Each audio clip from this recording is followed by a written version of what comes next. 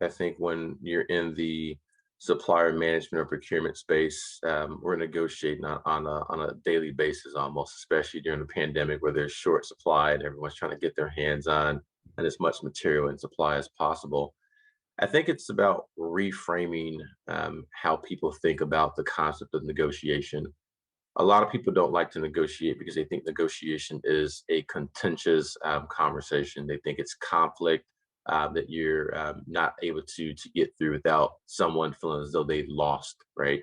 And so when people are in a win-lose mindset, they have nerves and anxiety. People are afraid they're going to get the short end of the stick, and so they rather not negotiate. They don't have to. I think that's why some people prefer not to move to buy a house, right? Some people prefer not to go shop for a new car because you're just afraid of all the information you got to understand and know. And boy, did I get a good deal or not? Did I get taken advantage of? And to me, I try to reframe how people think negotiation that it's an opportunity for two parties who may out of the gate have different points of view and might want different things. But again, if you can just really understand the common interest that do almost always exist between two people in a discussion, a negotiation should be a way to improve a relationship by seeking to understand. A negotiation should be an opportunity for two people to advance forward in a meaningful way. Maybe one party moves much more forward than the other, but it should never be a situation where someone gets to take a step forward, but someone is sent two or three steps back.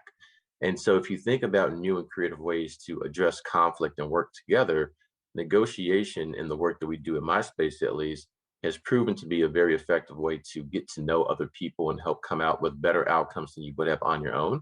And if you go back to principles of leadership, it takes being able to be visible, available, and connected to work in order to come out with the best possible deal in a negotiation.